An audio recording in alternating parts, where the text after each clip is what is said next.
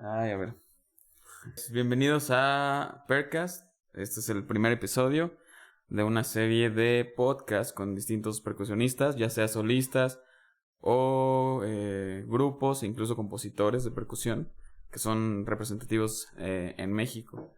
Este es el primer episodio. La primera temporada constará con 4 episodios. Y bueno, esta ocasión recibimos al primer percusionista. Es una persona muy importante, al menos para mí. Y creo que para México también. Voy a leer un poco de su reseña, aunque la voy a colgar en la descripción del video. Dentro de lo más destacado es primer lugar en el concurso internacional de dúos de marimba con el dúo Shock, junto con Miguel González, en 2001 en Bélgica. Primer lugar en el concurso nacional de marimba en la modalidad solista en Tuxtla Gutiérrez, Chiapas, en el 99. Segundo lugar en el concurso internacional de música contemporánea Gaudamus con el cuarteto Irma Sash en Holanda en 2009. Y tercer lugar en el concurso internacional de cuartetos de percusión con el cuarteto Irma Sash, Luxemburgo, 2005. Juan Martínez, ¿qué tal? ¿Cómo estás? Hola. Bien, pues eso, aquí es un poco como surgió esto por la necesidad que he visto de varios chicos que están aquí, ¿no? Están en esto de la percusión, pero no saben a dónde ir, no saben a veces quiénes están tocando, ¿no? Hice unas encuestas con incluso estudiantes de la facultad, de la UV, de la Universidad de Veracruzana, y varios no conocían a muchos percusionistas. Algunos no tienen ni idea de qué se puede hacer en esto de la percusión fuera de la batería o fuera de la orquesta, ¿no? Es como lo más común. Entonces, pues precisamente de ahí sale, como de saber quiénes están tocando, qué han hecho, su trayectoria, ¿sabes? Todo esto, ¿no? Cómo se llega hasta el punto donde estás tú, por ejemplo, cómo se vive. Y pues bueno, para empezar, me gustaría un poco que nos contaras cómo fue un poco tu formación inicial, incluso desde cuándo aprendiste música, cómo llegaste a la universidad. Ok. Bueno, pues mis inicios musicales empezaron alrededor de los, ¿qué será? 10 años, 11 por ahí, cuando por azar del destino me di cuenta de que tenía aptitudes para la música después de haber estado ahí soplando una flautita de Papantla. Ah, ok. Y de ahí fue que pues mi papá me dijo, oye, creo que tú tienes el don de mi abuelo, que era saxofonista, y entonces a raíz de ahí me empezó la espinita por estudiar. Entonces de manera autodidacta empecé a tocar la guitarra, empecé a estudiar música con un maestro en mi ciudad natal, Naranjos, Veracruz, un poco de órgano, solfeo,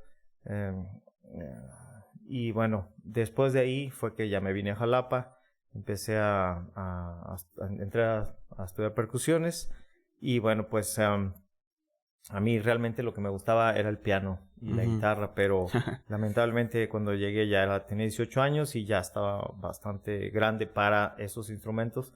Entonces, bueno, entré a percusiones por azares del destino y bueno, después de ahí fue que empecé a descubrir un mundo muy interesante, ¿no? de la percusión. Pensé que era nada más la batería, las congas y es una familia de instrumentos muy vasta, ¿no? Que básicamente cualquier instrumento, cualquier objeto puede producir música para nosotros. Entonces, bueno, yo acabé la carrera aquí en Jalapa, me titulé, posteriormente me fui a hacer unos estudios en Madrid, España, con el maestro Juanjo Guillem. Estudié ahí como 5 meses. Debido a que era una escuela privada, pues no pude obtener beca del gobierno. Entonces de ahí fue que me fui a Holanda y allá conseguí una beca del gobierno por los 2 años de la maestría. Y bueno, pues ahí me establecí por casi 10 años. Y ya, bueno, hace 10 años fue que regresé para acá, ¿no? Entonces eso, así a grandes rasgos, fue como que mi formación. Claro. Pues sí, así un poco a grandes rasgos. Ahora, como esto también va dirigido a estudiantes, a gente que está como... Bueno, melómanos también, pero a percusionistas o a más músicos. Como un poquito más a detalle, ¿quiénes ahí en la facultad, al menos aquí en México, en la universidad, quiénes fueron tus maestros? Pues mi maestro titular fue el maestro Miguel González. Okay. Él fue básicamente mi maestro durante toda la carrera. Y bueno, pues por varios años también fui miembro del ensamble de percusiones de Jalapa. Uh-huh. Y pues ahí aprendí mucho, ¿no? Ahí aprendí bastante de tocar con todos, ¿no? Yo siento que de alguna manera puedes decir que fueron maestros también, ¿no? Porque claro. tus compañeros te ayudaron a formarte como músico en esta materia de ensambles, ¿no? Y Miguel González fue básicamente el maestro titular. Uh-huh. En España, pues el maestro Juanjo Guillem. ¿Y cómo, bueno, a ver, cómo llegas a España? O sea, ¿cómo es que sabes de Juanjo? Uh-huh.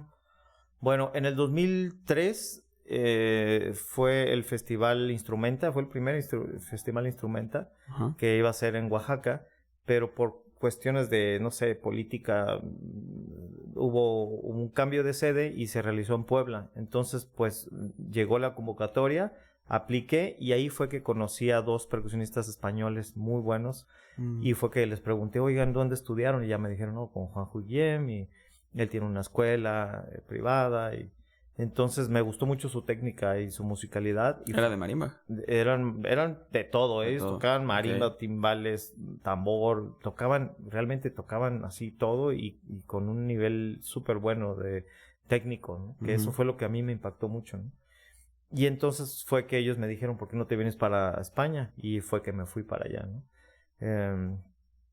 Y yo pensaba acabar la maestría allá, pero debido a que era una escuela privada, pues no me ofrecían los papeles para que fueran válidos en México, ¿no? Ajá, y ni la beca. Entonces, pues tuve que, digamos que, terminar esos estudios y ya fue que me fui a España, ¿no? ¿Y ahí te pasaron contacto? ¿Ya había su página de internet de Juanjo? No había páginas de nada. En esos tiempos el internet estaba casi que en pañales, ¿no? No había nada, no había manera. Todo era por correo.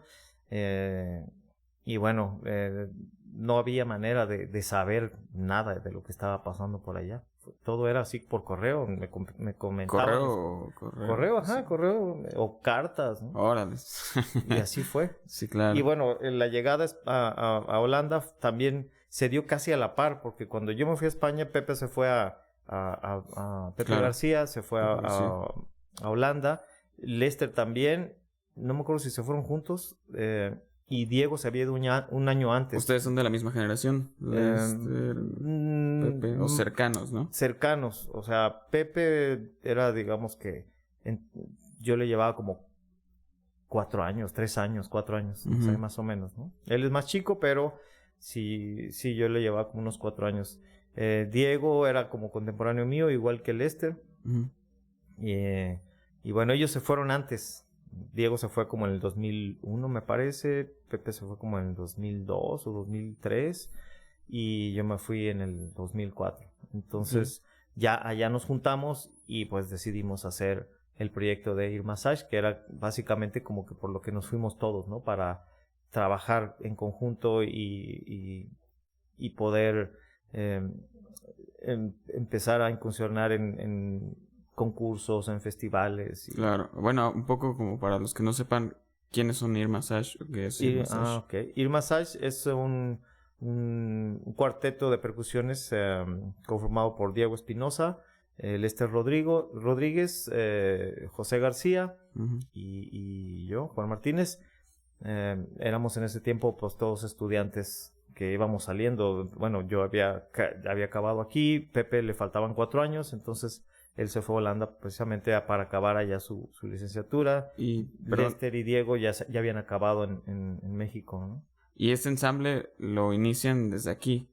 ¿O se van y allá es cuando deciden trabajar juntos? No, pues es que nos conocimos en un curso de los que ofrecía Tambuco. Okay. Y ahí tocamos en varios proyectos juntos. Entonces nos conocimos, nos gustó la manera de compaginarnos, de cómo nos conectábamos. Y fue que decidimos, empezamos a platicar y dijimos, bueno, ojalá que algún día lleguemos a estudiar juntos y hacer un proyecto juntos y desde ahí se empezó a cocinar, ¿no? Sí, porque ellos no bueno, ¿solo Pepe estuvo aquí? Pepe estuvo aquí, Diego estudió en una escuela privada, estudió percusiones y composición, y Lester estudió en la UNAM. Y bueno, ese fue como el gusanito que nos unió en Holanda, ¿no? El hecho de habernos conocido allá en México, en el festival, en el curso de percusiones de Tambuco. Y bueno, así fue. Entonces, mientras tú estabas en España, ellos estaban por allá por Holanda. Ya estaban. Y tenían contacto como para saber cómo estaba el asunto allá en Holanda para ti, ¿no? Sí, ellos me decían, oye, ya vente para acá, ya para empezar a trabajar juntos, y ya estamos trabajando nosotros. Y entonces fue que yo llegué en septiembre del 2004 y en febrero fue el concurso de percusiones en Luxemburgo. Entonces estudiamos pues todo eso, ¿no? Octubre, noviembre, diciembre, enero, me acuerdo que no vine a México en diciembre, y fueron como 4 meses duros así, ¿no? Y como a principios de febrero fue el festival. ¿Qué fue donde quedaron que en segundo lugar? En tercer lugar. Así es. Y ya después de ahí, pues empezamos a trabajar. En 2009 fue que ganamos el segundo lugar en el concurso internacional de música contemporánea, Gaudeamus. Y bueno, lamentablemente después de ahí empezaron a ver, Diego se fue a Canadá a hacer el doctorado, después Lester se fue a España a hacer su doctorado, nos quedamos Pepe y yo, y fue que empezamos a trabajar en el ensamble de percusiones que se llama Slagwerdenach. No sabía cómo se pronunciaba. Slagwerdenach, que antes era Percussion Group de Hague, pero pues le cambiaron el nombre, ¿no? Porque ya decían que group era como ya grupo, esa palabra ya era como medio ochentera, ¿no? Entonces dijeron, vamos a ponerle Slagwerdenach. Y con ellos trabajamos bastantes años. Pepe sigue trabajando allá. Sí. Y Diego, Pepe y yo fuimos miembros oficiales, digamos, del ensamble, ¿no? Y pues por azares del destino, te digo que el Diego se fue a Canadá, Lester se fue a España, nos separamos. Estuvimos trabajando yo creo unos 2-3 años todavía desde lejos, pero era más difícil porque era pagar vuelos de Canadá y de España y juntarnos. Sí, ya no éramos alumnos, entonces teníamos que rentar lugares, trabajar en la casa de alguien, todo apretado. El ruido es hay que tener cuidado con el ruido en Europa por los vecinos, entonces... Aquí también. Y rentar instrumentos, sí. Y todo lo que complica el trabajo de ensamble, pues hizo que el grupo se fuera como que poco a poco desvaneciendo, ¿no? Y fue una pena porque éramos un grupo muy, muy unido, muy amigos, había una comunicación muy, muy estrecha entre todos, y pues lamentablemente pues ya no pudimos seguir, ¿no? Tomando el hilo de Irma Sash, dentro de tu semblanza dicen que conocieron como 20 y tantos países, ¿no? En Europa. ¿Cómo es viajar en Europa? ¿Cómo es este ritmo de vida de estar en giras? ¿Cada cuánto iban de viaje? ¿Los contrataban? ¿Ustedes veían? ¿Tenían representante? ¿Qué pasó? ¿Cómo estaba? Teníamos, bueno, como Irma Sash no teníamos manager. Nosotros nos organizábamos, unos se dedicaban a mandar emails, otros como a hacer contactos, otros como a checar la logística de los ensayos. Y bueno, también trabajábamos con el grupo de La Haya. Y bueno, ellos sí es un grupo mucho más sólido, ¿no? Ya tienen casi 50 años de formación. Entonces, este grupo recibe subsidio del gobierno, entonces teníamos una manager, tenemos un director artístico. Entonces ellos llevaban toda la cuestión de la organización, de la producción. Con el grupo de La Haya. El grupo de La Haya. Entonces, básicamente nosotros nos dedicamos a estudiar, a enfocarnos en las notas, en la música, y ellos simplemente nos decían, oye, se vendieron 20 conciertos de tal show, de tal proyecto, ¿no? y de este se vendió en Argentina otro proyecto con tal compositor y con cantantes o con bailarinas y vamos 15 días, ¿no? O una semana nos vamos a Rusia para tal fecha. Entonces ellos iban con un plan casi como de un año, ¿no?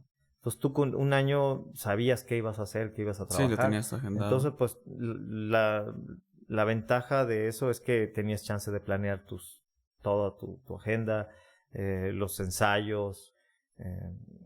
Algo que a mí me sorprendió era que te pagaban los ensayos, ¿no? Sí. Cosa que aquí pues no se pagan, ¿no? Todo es más bien trabajar y el concierto final, si es que te pagan, pues ya es una ganancia. Allá no, allá te pagaban por hora, te pagaban los trenes. Te daban comida, ¿no? Si el concierto si el ensayo era más de 3 horas, o era ensayo doble, te ponían un break y te daban alimentos.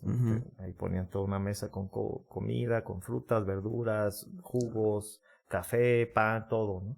Y pues era el mundo ideal, digamos, del músico, ¿no? Porque te daban...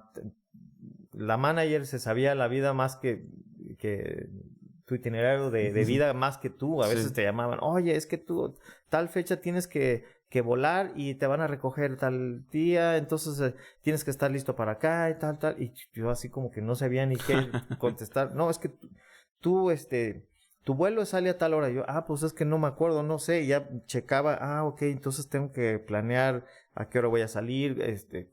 Tengo que organizar los instrumentos con Pepe para que se vayan en el camión o en el avión. Todo estaba súper organizado, ¿no? Entonces, pues imagínate un mundo ideal donde te pagaban ensayos, te pagaban trenes, te pagaban los conciertos, te daban viáticos. O sea, realmente yo nunca sentía que era trabajar. Sí. O sea, yo nunca decía voy a trabajar, era pues voy a tocar o voy a ensayar y nunca lo sentí como un trabajo. Sentía como que todo el tiempo era disfrutar, tocar y salir te ibas no sé, a Egipto por 10 días a tocar no sé cuántos conciertos y era como vivir en el sueño, ¿no? De cualquier músico, ¿no? De que te pagaban por hacer lo que querías, ¿no?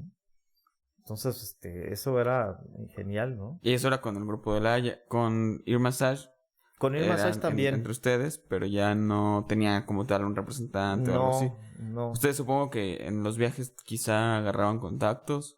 Ajá. Pues gracias a los concursos también fue que o también a la relación que teníamos con compañeros compositores, que les estrenábamos obras. Entonces nos invitaban a un festival en Serbia o en festivales como el PASIC en Estados Unidos. Una vez en el PASIC, gracias al PASIC, llegó una persona de Hong Kong, de la orquesta china de Hong Kong, Hong Kong Chinese Orchestra, algo así.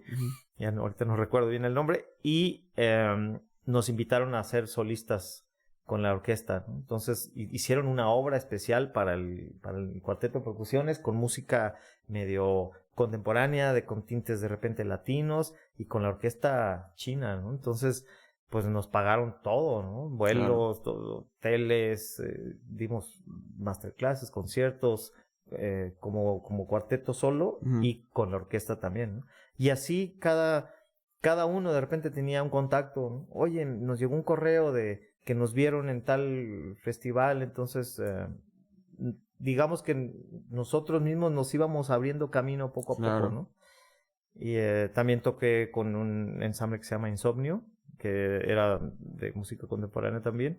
Igual ellos también tenían sus managers y sus directores artísticos y también digamos que hacíamos trabajo tanto con Ear Massage como con el grupo de La Haya, como con Insomnio. Y cada quien también tenía sus cosas aparte, ¿no? Claro. Cada quien tenía sus contactos, sus amigos o compositores que les pedían que les estrenaran obras o los invitaban a participar en proyectos, en eventos y digamos que era muy diverso, ¿no?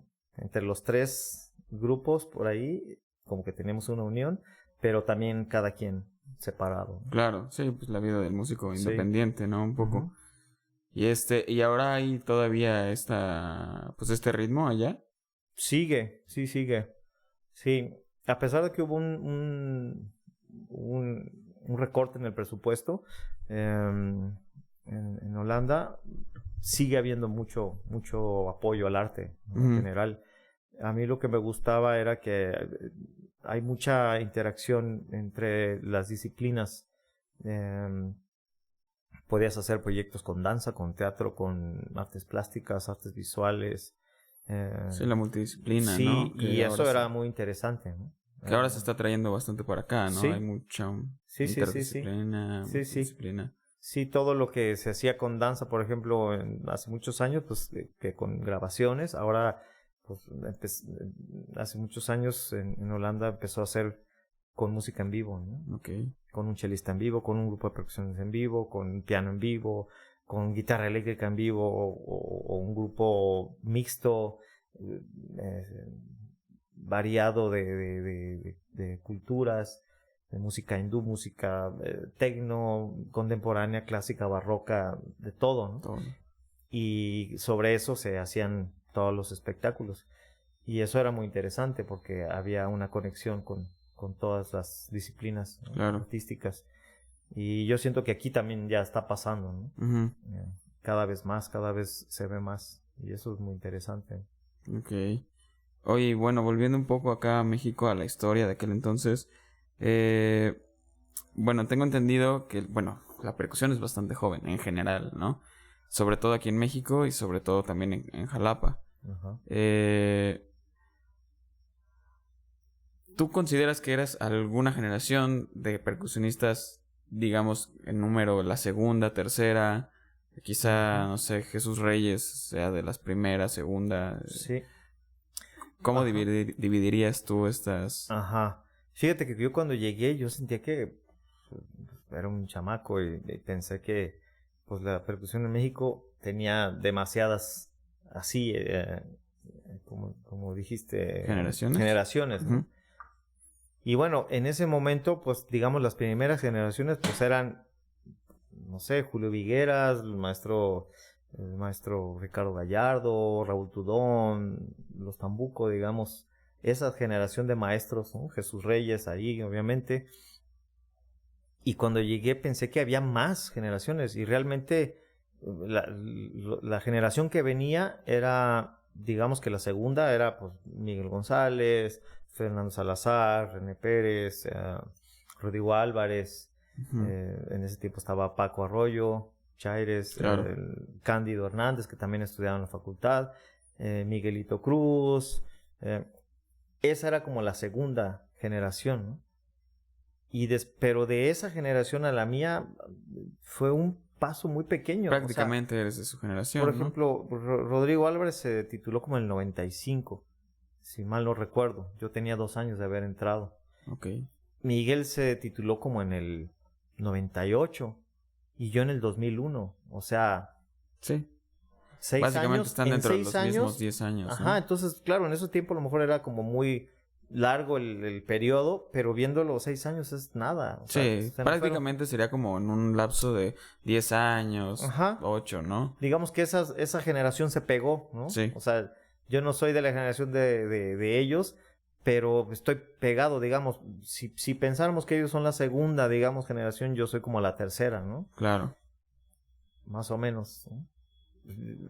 Pensando en la historia de la Facultad de Música que empezó desde el 1944, me parece, hasta el 95 se tituló el primero. Entonces, básicamente yo fui el tercero. O sea, sí. Entonces, sí, fue como que se acortó todo, ¿no? Claro. Se compactó se compactaron las generaciones, ¿no? Pero igual como generación también refiriéndome a lo laboral, ¿no? O sea, prácticamente ustedes son como de la misma, generación que está trabajando juntos, digamos, sí, ¿no? Sí.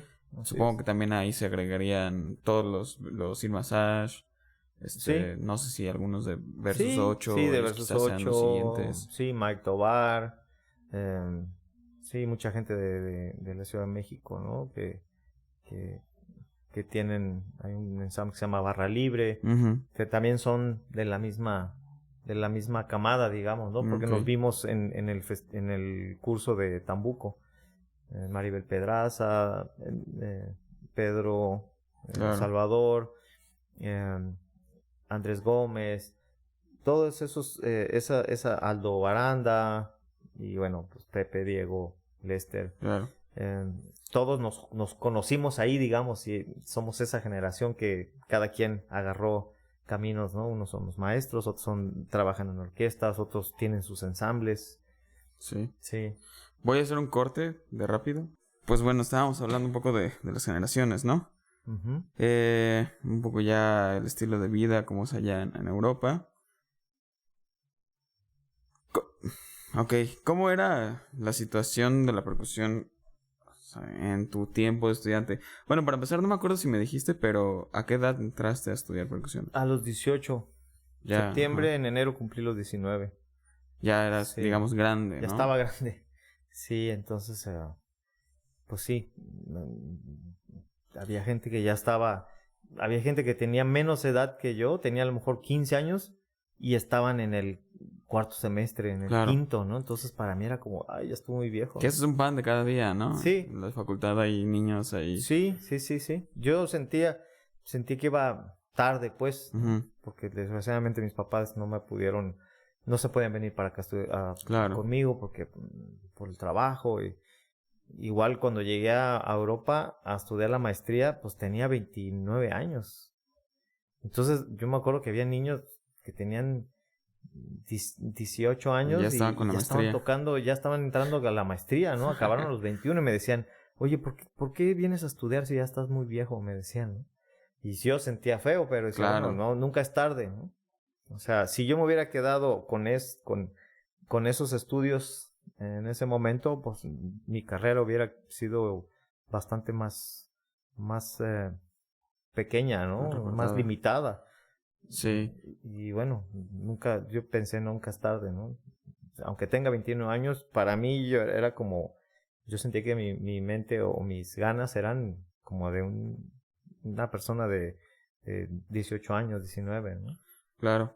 Y en cuanto al progreso, digamos, de la percusión, al menos aquí en México, con el nivel que has visto desde que tú estudiaste a ahora, a los chicos de ahora, ¿cómo lo ves? ¿Ha crecido mucho? ¿Ha crecido poco? ¿Es lineal? ¿Exponencial? Yo pienso que ha crecido mucho, sí. Y bueno, pienso que tiene que ver toda la apertura que ha habido con el internet.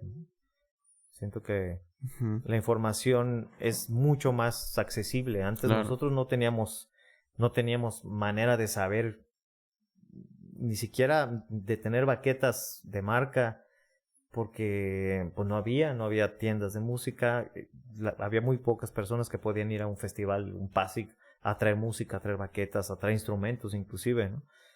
Eran muy contadas, ¿no? No había CDs, en esos tiempos todavía hasta los cassettes se usaban, entonces tenías que pedirle prestado a alguien para poder escuchar una música que tú querías, batá o yembe o obras de marimba, ¿no? Te esperabas a que alguien fuera y juntar dinero para pedirle que te hicieran el favor, ¿no? Y ahora, gracias al internet, pues tú puedes checar cualquier cosa. O sea, me pasó... Muchas versiones, sí, ¿no? me pasó, por ejemplo, la clase ayer, que di una clase, un alumno me decía, maestro, ¿y aquí cómo hago? Es que no sé qué significa estas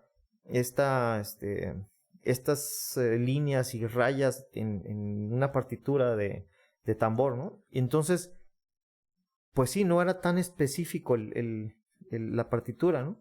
Entonces le digo, a ver, pues vamos a ver un video, por ejemplo, ¿no? Y estaba un video del compositor. Entonces lo pusimos en cámara lenta y pudimos ver así, mira, le pega aquí, y le pega acá, le pega con esta parte de la baqueta y luego le pega acá. Entonces eso en otros tiempos nosotros no pudimos, no hubiéramos podido a lo mejor tocar esa obra porque nos hubiéramos quedado ahí como que, ¿cómo le hago, no? Uh-huh. Y ahorita está esa oportunidad de poder checar hasta en cámara lenta al propio compositor. Entonces, pienso yo que gracias a esa información que hay en las redes, pues ha crecido también la percusión y no nada más la percusión, la música, ¿no? En general. Pero se ha acercado incluso un poco más a los estudiantes, sí, al menos aquí en México, ¿no? Sí. Por ejemplo, tú que estuviste allá en Europa, ¿los estudiantes tenían más nivel que aquí en México en ese tiempo? Sí tenían más nivel, sí, pero porque tenían más información. Acceso, ¿no? Tenían más acceso. Y ahora todos tenemos esto. Sí. Y los alumnos habían tenido ese chance de tener maestros que habían estudiado en otros lugares, en Estados Unidos, en Alemania, en Francia, y que tenían esa facilidad de recibir la información directa, ¿no? Directa de maestros muy buenos, ¿no? Y aquí en ese tiempo pues no había ese chance, ¿no? Y te digo, no lo veo nada más en la música, lo veo en todo, lo veo en la pintura, en la escultura. Hay gente que pinta de una manera increíble y les preguntas, no, pues lo aprendí en YouTube. Sí, claro. El YouTube es el gran maestro de todo mundo, ¿no? Inclusive de mí, yo también aprendo todos los días. Quiero saber algo y busco música, investigo y si hay algo que no sé cómo tocarlo, pues ahí recurres al YouTube, ¿no? Papá YouTube. Entonces, finalmente ahora los maestros terminamos siendo como unas guías, ¿no? Claro. Ya el alumno casi que sabe qué hacer, busca la música que quiere. Antes se quedaban como, maestro, ¿qué música toco? Y ahora ellos te proponen, vi en la red vi esta. Y entonces uno termina siendo la guía, ¿no? Claro, para ver si está apto todavía para eso, todavía sí, no. Ajá. Y pues yo pienso que gracias a eso es que ha crecido la percusión, ¿no? Hay alumnos muy buenos en todo el país. O sea, ya antes se estaba focalizado. Había alumnos muy buenos en la Ciudad de México porque pues era donde estaba centralizado todo, ¿no? Claro. Después de ahí pues Jalapa fue como que el segundo.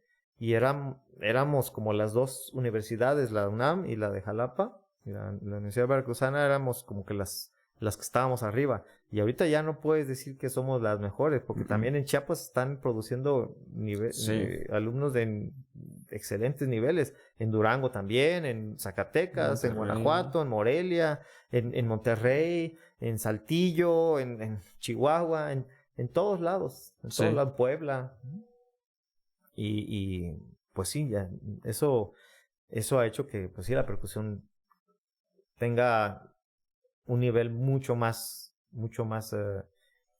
elevado que hace 20, 30 años. Claro. Bien. Oye, y hablabas también de estrenar obras. ¿Sabes cuántas obras has estrenado? Pues para percusión solo, que será tal vez unas 10, no sé. Okay. Sí, de hecho mi trabajo de maestría fue estrenar obras de compositores, ¿no? Sí, algunas de marimba, de multipercusión. ¿Cómo es el proceso para tocar con un compositor? Pues primero acercarte, ¿no? Decir, oye, quiero trabajar contigo, me gustaría que me compusieras una obra o colaborar juntos. Y entonces así empezó, ¿no? Uno de ellos, el primero así, Hugo Morales, que en esos tiempos apenas también él estaba estudiando, ¿no? Y fue que me dijo, te voy a escribir una obra para Triángulo. Y siento que fui de los primeros que creyó en él, ¿no? Porque algunos inclusive hasta se reían. ¿Cómo crees? Una obra de Triángulo, ¿qué vas a hacer con un triángulo? Es más, ya hay una obra, la de Alvin Lucier, que es para Triángulo, pero bueno, es otro concepto, ¿no? Más minimalista, más una sonoridad que va cambiando muy poco a poco, donde vas cambiando el timbre y todo. Y esta no, era diferentes baquetas, diferentes posturas, amplificada y bueno, él fue uno de varios, ¿no? Y sí, mi titulación fue con obras para cuarteto, pero también con obras solistas que tu titulación de la maestría, ¿no? Ya. Ajá. Y bueno, eso más o menos unas 10 obras para percusión solo y marimba. Y de ensamble, pues no sé, yo creo que fácil unas, ¿qué será? 50 o más. Porque el grupo de La Haya era básicamente eso, estrenar obras de compositores. Entonces, cada proyecto era, ahora vamos a trabajar con un compositor español, con un griego, con un francés, con un gringo y con un holandés, ¿no? Y ese proyecto pues se presentaba en 1, 2, 3 conciertos. Uh-huh. Y entonces trabajamos directamente con los compositores. Entonces ahí tuve el chance de trabajar, pues no sé, yo igual hasta más obras, ¿no? Claro. Porque también con el grupo con Insomnio también estrenamos muchas obras. Yo pienso que casi les pega las, no sé, 60, 70, como entre 60 y 80, 100 obras, ponle, ¿no? Porque también a veces participábamos en los festivales Gaudeamos con Insomnio y teníamos que estrenar obras Uh-huh. que se proponían en los concursos. Entonces, pues también cuenta como estrenos, ¿no? Digamos, de ensambles, ¿no? Y eso, pues sí, era como el pan de cada día, ¿no? Trabajar con compositores. Y claro, a la par, obras de Xenakis, de Steve Reich, de varios compositores, ¿no? Ya, obras ya, digamos, íconos de la percusión, pero a la par estábamos produciendo y produciendo obras nuevas, ¿no? ¿Y solo ustedes o es muy común allá que se estrenen obras a cada rato? Es común, sí. Es común, digamos, en los ensambles, digamos, contemporáneos, claro, ¿no? Claro. Porque sí, los músicos barrocos, pues, tocaban repertorio ya. Música antigua, todo sí, esto, pues ya. Sí, ¿no? Pero los ensambles contemporáneos o las compañías de danza Uh-huh. o compañías de teatro colaboraban con compositores, ¿no? Y pues ahí se trabajaba en la elaboración de la música, ¿no? Ya sea entre los mismos músicos o con un compositor que estuviera trabajando y haciendo la música específicamente para ese proyecto, ¿no? De danza, de teatro. Uh-huh. Sí. ¿Y aquí en México has estrenado música? O sea, de compositores mexicanos. De compositores mexicanos. Bueno, me acuerdo, al menos estrenamos una, ¿no? De Hugo. Pero bueno, él está allá. Sí. ¿Pero has trabajado aquí con compositores? Fíjate, pues sí he trabajado con el doctor Emil Aguat en su departamento de composición y he trabajado con los alumnos, ¿no? Sobre diferentes maneras de, por ejemplo, sacar de un sonido a un timbal, ¿no? Uh-huh. O a la marimba o a una tarola, o un tambor o a un platillo. Pero es como un taller como para que ellos recopilen información de qué pueden hacer, de cuáles son las limitantes y cuáles son las posibilidades, las muchos tienen problemas con cómo escriben, ¿no? Sí. Ahorita me tocó en lo de Tambuco, que igual los compositores no sabían cómo escribir. Sí. Pues ni uno, ¿no? A veces tiene que estar descifrando varias cosas. Pues eso es lo que trabajé con ellos, con la mira a que en un futuro se escriban obras. Claro. Y que las estrenemos, no sé, ya sé yo o los alumnos. Uh-huh. Sí.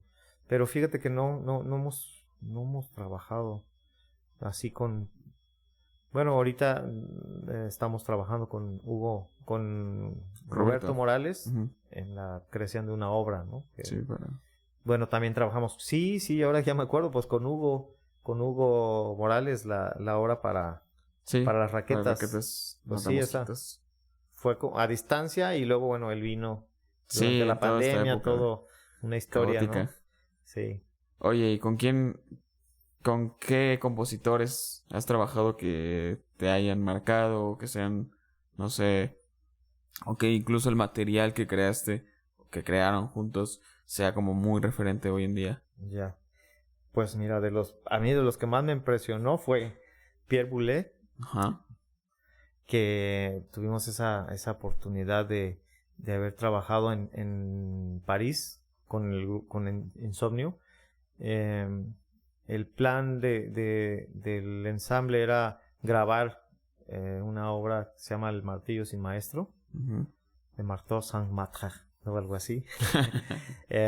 Y pues tuvimos la oportunidad de haber trabajado con él directamente. Él estuvo con nosotros, estuvo escuchando cómo dirigía el maestro Uli, y de trabajar con nosotros sobre los instrumentos, sobre cómo las sonoridades que él quería, los timbres y todo, ¿no? Entonces estuvimos 2 horas así con él, y luego él dirigía para ver cómo era pues es una música muy compleja, ¿no? Que tiene muchos cambios de tempo, muchos retardandos, acelerandos, cortes, fermatas, y es una música muy activa, ¿no? Y debido a que la íbamos a grabar, la grabamos en Berlín, en Alemania, pues tuvimos ese trabajo así muy arduo con él, ¿no? Para mí eso fue lo que me marcó mucho, ¿no? Porque es de los compositores contemporáneos más importantes, yo creo, en la historia de la música contemporánea. Claro. Y otro de los que me marcó mucho fue Michael Gordon. Tuvimos la oportunidad de trabajar una obra que se llama Timber, y bueno, esa fue igual una comisión de Mantra Percussion Group de Estados Unidos y Percussion Group de Hague, que bueno, en ese tiempo trabajamos con una compañía de danza que se llama Club Guy and Ronnie. Entonces entre los dos grupos hicimos esa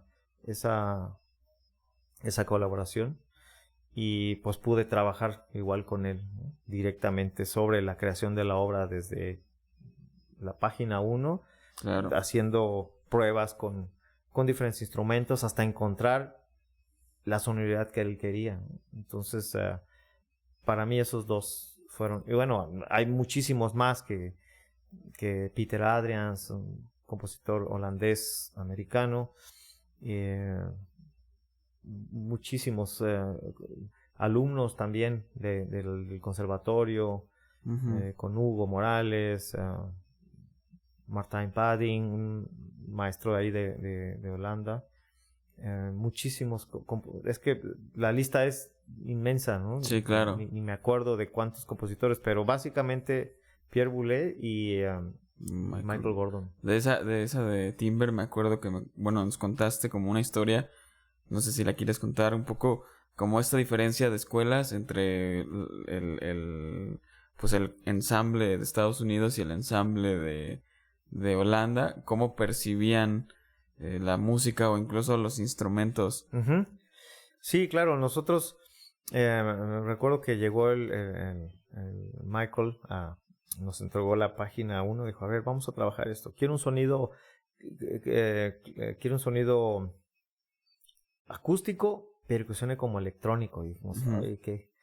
Pues como que, ¿no? Pues algo así como tarolas, tal vez. Y ya, una pieza que dura 1 hora, imagínate. Con pura tarola.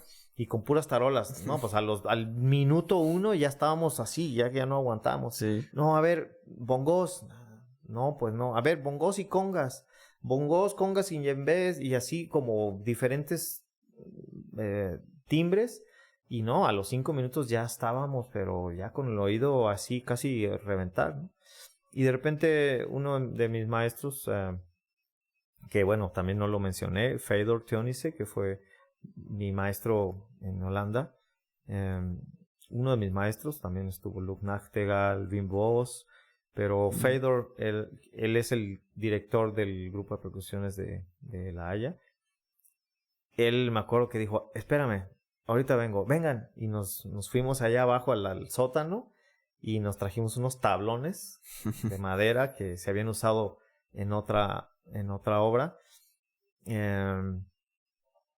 Y los pusimos sobre unas esponjitas y empezamos a tocar, y Michael se quedó así como pasmado, así. Es ese instrumento que quiero, es ese.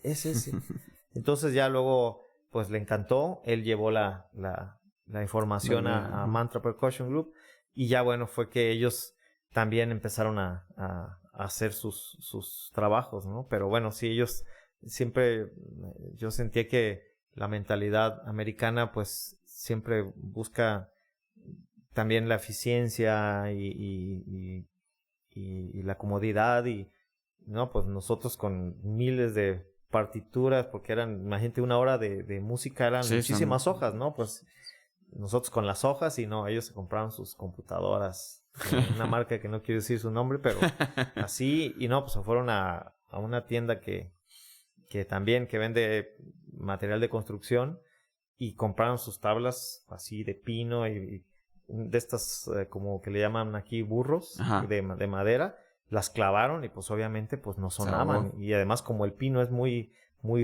suave, muy bofo, digamos, la madera a los 5 minutos ya se había abierto, ya estaba toda rota y no tenía sonoridad, estaba muerto el sonido, ¿no?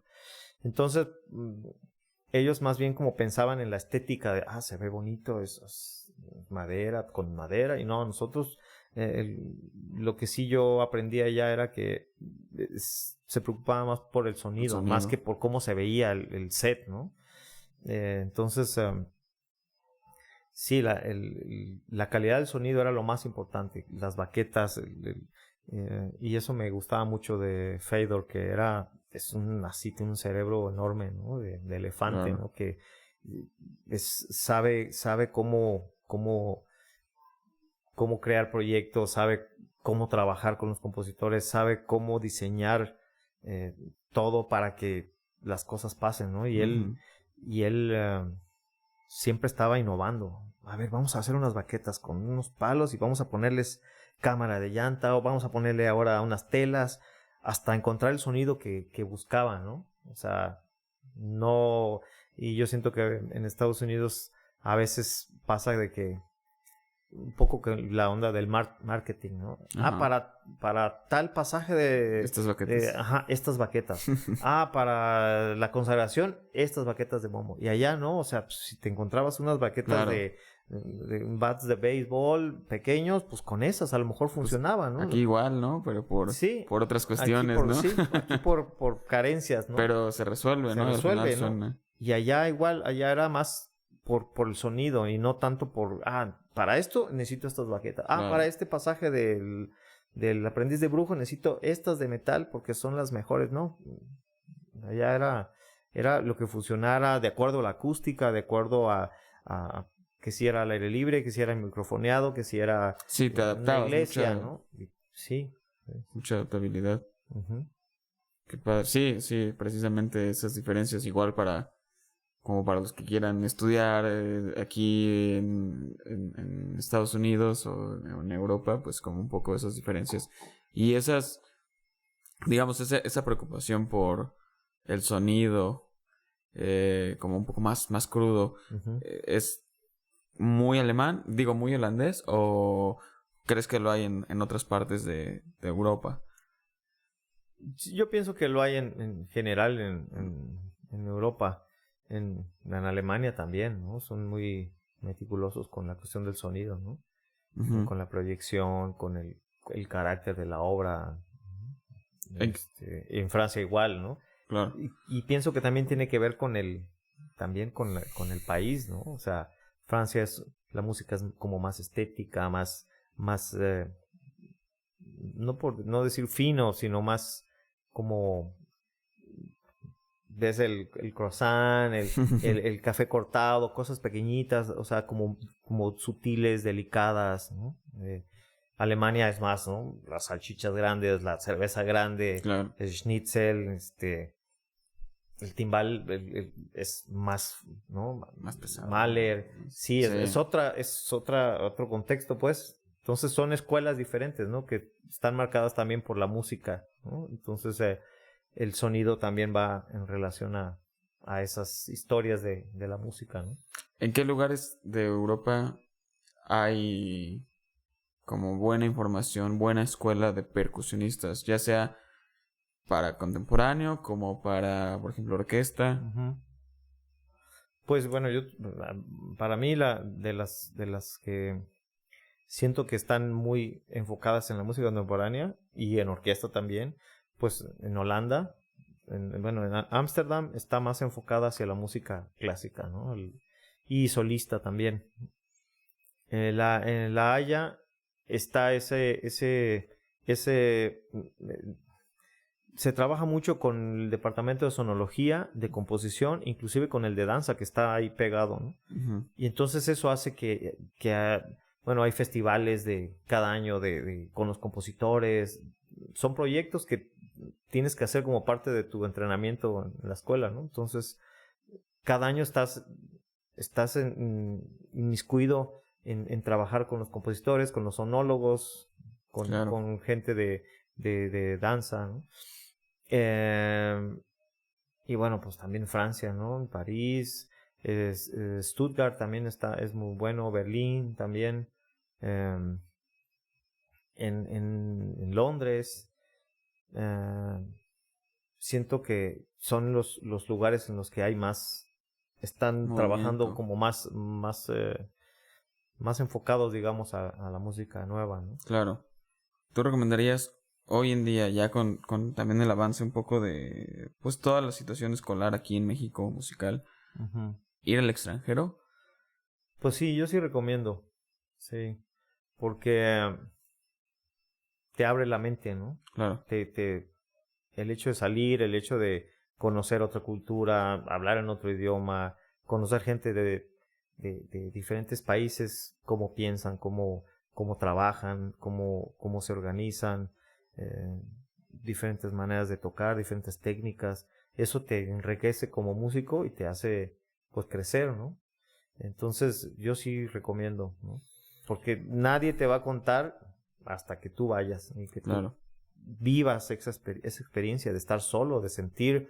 Y eso yo creo que también te va a ayudar a valorar, porque a veces sentimos como que aquí todo lo que tú quieres lo tienes que no tienes, lo tienes que encontrar afuera, y a veces no lo tienes no porque no lo hayas, sino porque a lo mejor no lo has querido buscar o simplemente lo ignoras, ¿no? Pero aquí en México hay mucha información, ¿no? O sea, que yo pienso que si te vas a ir a estudiar al extranjero, lo ideal es primero tener unas bases sólidas y lo mejor que puedas aprender de tus maestros aquí, Uh-huh. o de maestros de otras universidades, para que no vayas no sé, a gastar miles de euros o de dólares para que te digan cómo hacer un paradile Como o cómo solfear, mover la ¿no? mano, porque no sabes dónde está el up, el full, el down, el tap. Entonces, si vas allá es porque ya tienes un conocimiento técnico mucho más trabajado y vas más bien por cuestiones musicales o de Ya, estética, aprovechar, ¿no? ¿no? Aprovechar y no a que te pongan ahí taca, ta, ta, ti, ta, ta, tan marimba, ¿no? Claro. Entonces, pues sí, eso, ¿no? Vale. ¿Puede ser un corte más? Bueno, pues ahora un poco para continuar. Quisiera hablar un poco sobre cómo trabajar aquí. Bueno, ahora tú eres aquí, maestro de la Ujú, universidad. No sé si te sigas moviendo como solista, por ejemplo. ujú. ¿Tienes algo ahí? Mm, ¿O qué otros proyectos? ¿En qué ujú. proyectos estás? Pues fíjate que me gusta tocar como solista. Eventualmente en algunos festivales me invitan a tocar y pues aprovecho para dar algún recital como solo, como con obras solísticas y dar una masterclass, ¿no? Ujú. Sin embargo, la verdad es que me gusta más tocar en ensamble. Me encanta el ensamble porque siento que hay una energía que se hace con todos, un impulso común, hay una interacción visual, auditiva con tus compañeros que hace que para mí mi oído esté todo el tiempo como ecualizándose y buscando Claro. mezclarse, unirse y esa energía es incomparable, ¿no? Cuando tocas solo sí es bonito también porque, bueno, todos los aplausos son para ti, pero también si la riegas, toda la presión cae sobre ti, ¿no? Claro. Entonces, sí me gusta tocar solista, pero pero sí tiene sus partes que, digamos, hay gente que le gusta, le encanta tocar solo y a lo mejor no le gusta tocar en ensamble porque también tiene cosas, ¿no? El organizarse, el lograr que las agendas coincidan para los ensayos, para los conciertos. Pero en lo personal sí prefiero el ensamble, ¿no? Sí, eventualmente, ¿no? Fuimos solistas también con Tambuco, con la Orquesta Sinfónica Jalapa, con la Sinfónica Nacional, con Iván Manzanilla fuimos solistas con la Orquesta Sinfónica de Guanajuato. Seguimos, estamos con planes para volver a presentar ese concierto de Philippe Manuri. Entonces estamos ahí trabajando con eso. Oye, en la cuestión más hacia lo gubernamental aquí en México, que sería un poco lo de las becas, ¿no? Toda esta onda del FONCA. Has ganado, bueno, ganamos, me acuerdo, con Arritmia, un FONCA. ¿Has ganado alguna otra? Pues en algún momento cuando era estudiante gané el que era el PECDA. Se llamaba FOESCA, Fondo Estatal de Cultura de las Artes, que se volvió después PECDA, ¿no? Ese lo gané, iba como en mi último año, tal vez. ¿Y cómo es? Porque muchos, de hecho, o sea, todas estas preguntas las envían estudiantes. ¿Cómo es para ganar? O sea, todos son sus... Claro. ¿Qué crees que necesita un proyecto para que pueda ganar? Y después, ¿cómo es el proceso de llevarlo a cabo? Sí, pues en ese momento yo no sabía cómo, ¿no? Nadie me dijo cómo hacerlo. Yo me inventé el proyecto y pegó. ¿De qué fue? Fue sobre hacer conciertos didácticos en escuelas primarias. Entonces, pues yo diseñé como una historia, ¿no? Con piezas que yo tocaba solo, ¿no? Por ejemplo, me acuerdo que metí muchas como extractos de canciones que salían en las caricaturas, por ejemplo, de La Pantera Rosa, ¿no? Entonces, mientras hablaban, este es un platillo, está hecho de metal y puedes hacer un ritmo como este, ¿no? Y este es un bombo, es como el más grave de la familia de la batería, entonces lo voy mezclando y miren cómo suena y hacía la historia ahí y tocaba, tenía una marimba pequeñita y sobre eso la tarola con baqueta, con dos baquetas. Entonces les contaba una historia sobre eso, ¿no? O de Popeye el Marino, ¿no? Y ya, entonces hacía una historia sobre eso, ¿no? Sobre esa pieza, entonces les iba explicando los instrumentos. Entonces dije, pues no voy a decir, voy a tocar una obra de Sivkovic, ¿no? Porque los niños no, a lo mejor ni siquiera les iba a interesar, ¿no? Claro. Pero pensé que haciendo una como ligar los instrumentos con música que ellos ya conocían, bueno, ¿no? Sí. Dije, eso les puede llamar la atención. Ah, mira cómo suena la tal pieza que yo conozco, las mañanitas o piezas que ellos pueden reconocer fácilmente con instrumentos de percusión, inclusive con ollas, con cazuelas, ¿no? Y eso fue lo que a mí se me ocurrió y pegó, ¿no? Me acuerdo que en ese tiempo uno de los jurados fue el maestro Salmerón, ¿no? Yo apenas lo conocía, ¿no? Creo que había sido director entonces de la Facultad de Música y me acuerdo que me vio en la calle y me dijo, oye, vi tu proyecto, muy bueno, ¿eh? No me dijo ganaste, ¿no? Ajá, sí, pero claro. Dije, sí, es que yo fui jurado. Dije, entonces me puse contento, ¿no? Y finalmente sí fue seleccionado. Y entonces yo pienso que eso, o sea, buscar algo que no sea lo que todo mundo normalmente hace, ¿no? Pues voy a tocar mis piezas o las obras, tal, sino buscar algo que llame la atención. Claro, ¿no? Por ejemplo, con Arritmia igual. Yo no soy mucho como que, no me gusta mucho los papeleos de becas y eso, ¿no? Tal vez me acostumbré que en Holanda teníamos managers que se encargaban de eso, de vender los grupos, y tú te encargabas de tocar, te daban la música y aquí está, y tú estudiabas, ¿no? Y en México no, en México es otra realidad. Entonces yo digamos que afortunadamente como llegué a la Facultad de Música, pues tengo de alguna manera mi sueldo base y ya no me preocupo por eso, ¿no? pero sí veo que los demás que no tienen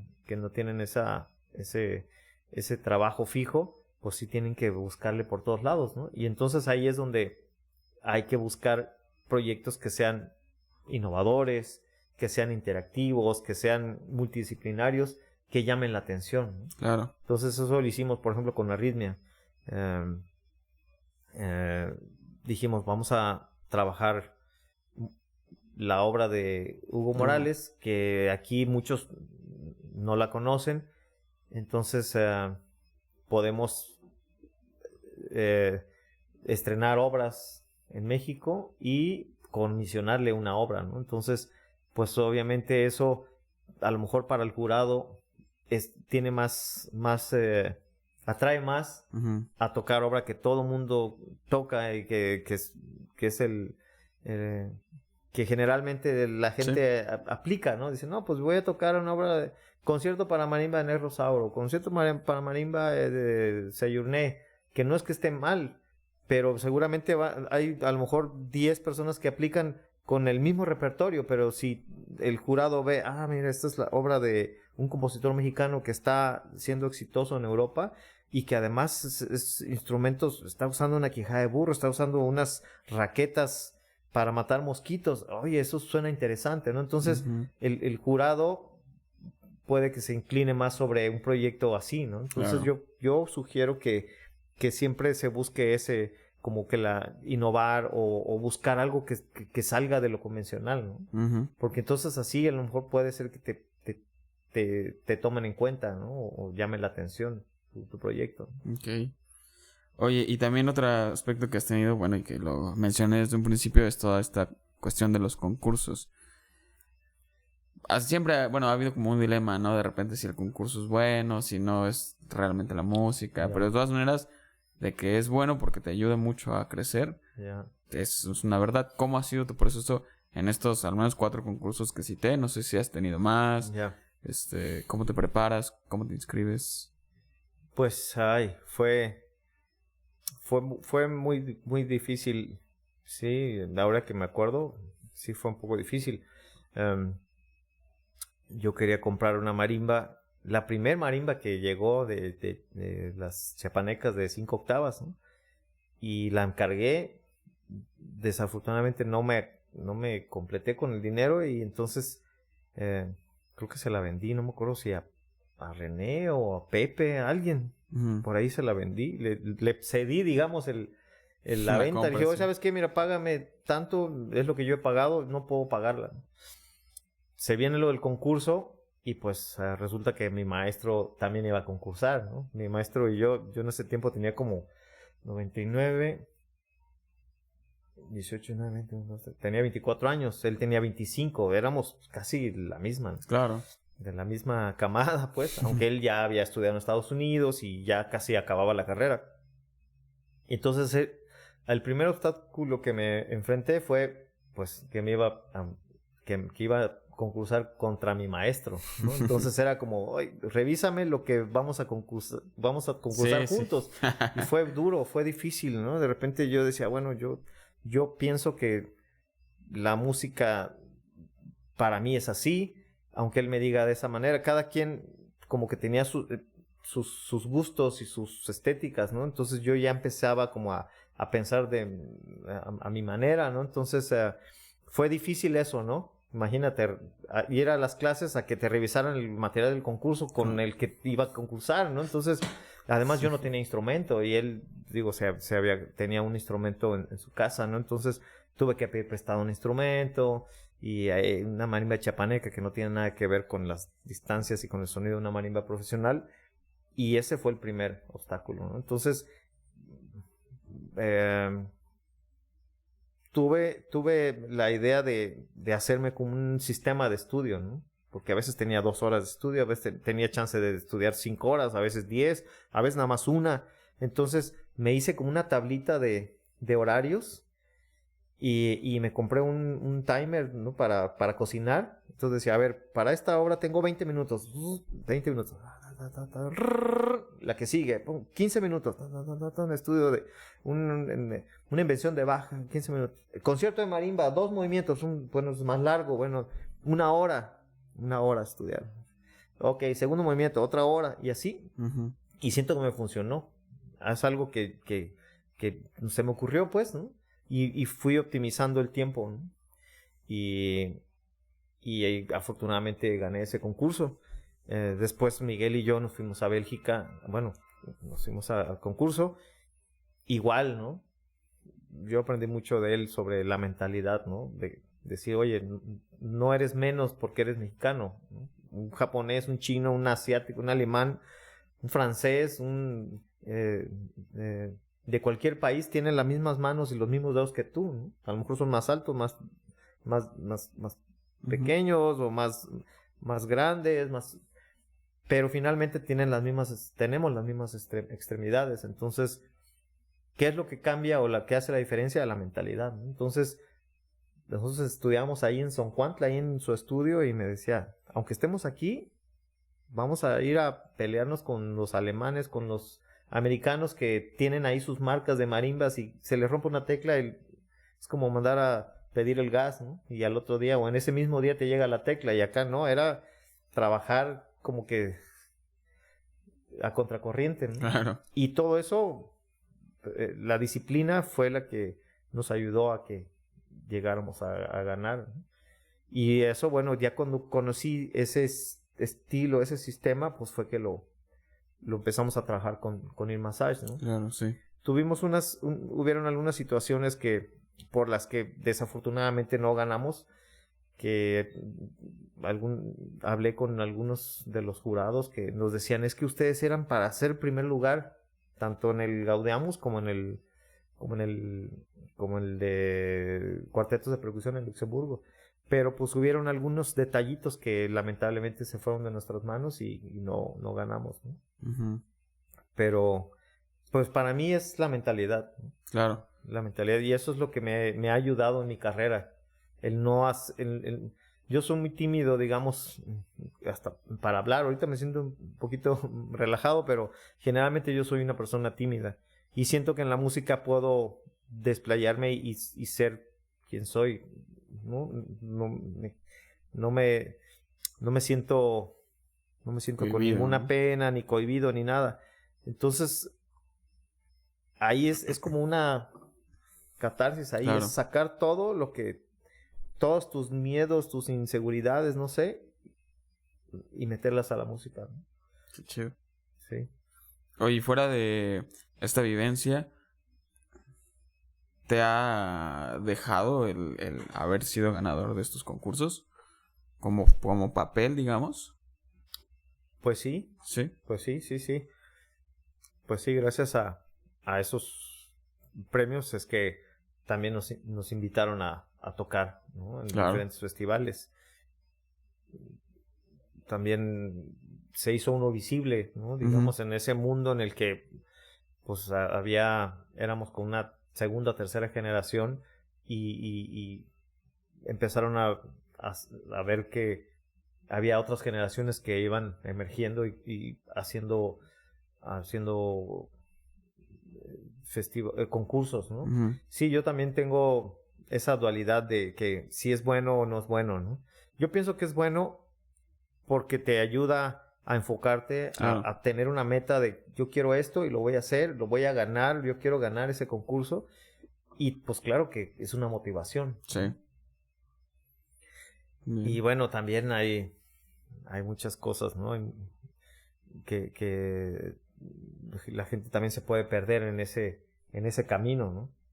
Y piensan que por ganar un concurso ya tienes la vida resuelta, y no. Hay gente que no gana concursos o quedan en tercer lugar, en cuarto lugar, y terminan haciendo una carrera exitosa, ¿no? Claro. Y como solistas. Y los patrocinan marcas y tienen sus modelos de baquetas y tienen sus libros y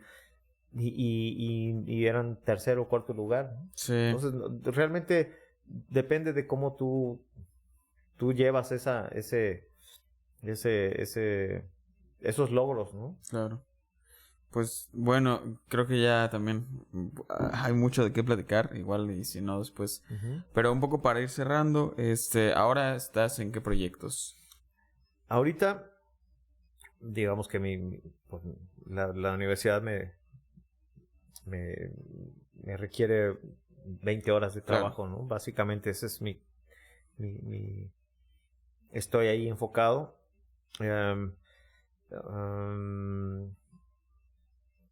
Retomé otra vez el proyecto de Arritmia, que lo habíamos dejado parado. Entonces, estamos otra vez empezando a trabajar, que es un ensamble, viendo un ensamble de percusiones, que pues mi idea es que sea como un colectivo, ¿no? Que pueda ser de repente 2, de repente 1, de repente 3, 4, 6, de repente 3 y 3 bailarines, de repente 2 o una compañía de teatro con 2 percusiones o un ensamble mixto, que Arritmia sea como un tipo colectivo, ¿no? Y no sea como somos 4 o somos 3 y ya, ¿no? Entonces estoy volviendo a retomar ese proyecto porque me gusta el ensamble, ¿no? Me gusta el proceso, el aprendizaje que hay cuando interactúas con otros músicos. Tengo en mente también continuar con mis estudios, ¿no? Hacer un doctorado, hacer un proyecto. Estoy muy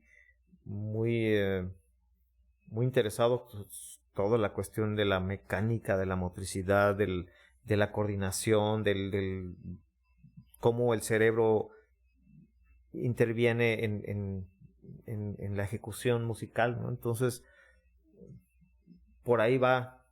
No tengo así exactamente bien definido cómo va a ser, digamos, mi trabajo a lo mejor de la tesis de doctorado, pero por ahí va, ¿no? La estoy cocinando, estoy trabajando, estoy investigando muchas cosas, estoy volviendo a estudiar solos, estoy analizando partituras, estoy buscando nuevas maneras a lo mejor de resolver pasajes o digitaciones. Ahorita que tengo el tiempo, estoy en eso, ¿no? Digamos, enfocado como en la investigación sobre todo motriz, ¿no? Claro. También estás en Me la marcates tú, ¿no? Me la marcates tú es un ensamble de música sefardí, que bueno, estudiamos todos en Holanda. Ellos eran del departamento de música barroca. Es una flauta, son flautas de madera, flautas barrocas, viola da gamba, arpa barroca, voz y percusión. Okay. Eventualmente también invitamos a un amigo mexicano alemán, Dieter Hennings. Él es maestro en la Universidad de Kentucky y es un excelente guitarrista. Entonces, cuando a veces hay chance de que vayamos todos, pues él va. Y cuando a veces no puede el arpista, que es inglesa, pues él va, ¿no? Entonces, ese es un ensamble que a mí me encanta porque es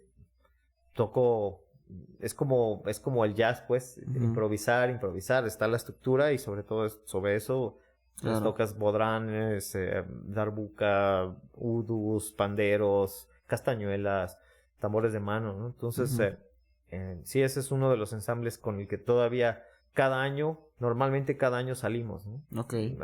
Hemos ido como 3 veces a Israel, como 4 veces a Suiza, hemos ido como 4 veces a Estados Unidos.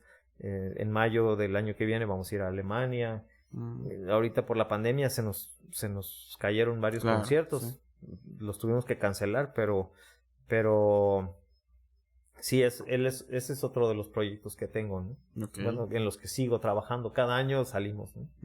Entonces, pues sí, es dar clases, colaborar también con otros sí, te veo que también estás con Risques, ¿no? Sí, trabajando en música del mundo, música venezolana, Puerto Rico, cubana, haciendo mis proyectos de solo, dando masterclasses con el proyecto Arritmia. Entonces, ahí como variado, ¿no? Claro.